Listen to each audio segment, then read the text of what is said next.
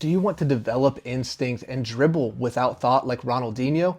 If so, then pay attention for this next few minutes and you can improve your instincts as a footballer. So much of modern football training revolves around cone drills, dribbling in mandated sequences, and doing things exactly how a coach says. But if you want to develop instinct and play with those instincts, then you need to dribble without limitations and find ways to be creative without thinking about it. Have you ever gotten in a game and went up against a defender 1v1 and had no idea what to do?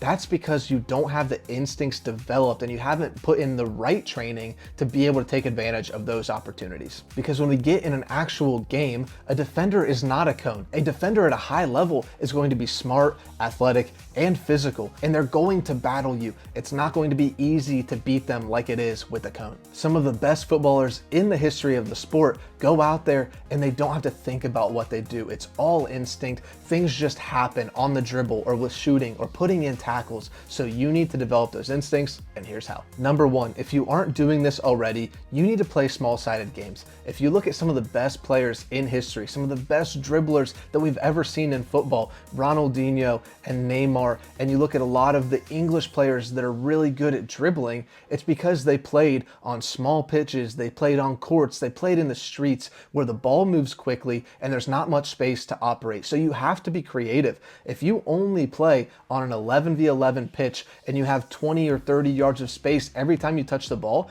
then you are naturally not going to be prepared for those situations where somebody's right in your face. In small-sided games, those situations don't allow you to have all the time in the world. If you're in a 5v5 on a small pitch or on a court or in the street, you're not going to be able to think through everything you do. You're going to have to react, and naturally you're going to make mistakes, which is a good thing. Don't allow people to say that mistakes are a bad thing. Make those mistakes and you'll develop instincts because naturally you're not going to want to do it again. So once you make that mistake, your brain will start automatically thinking, okay, how do I make that not happen again? I don't want to embarrass myself like that again. So playing in these situations is going to allow you to develop those instincts and play without thinking.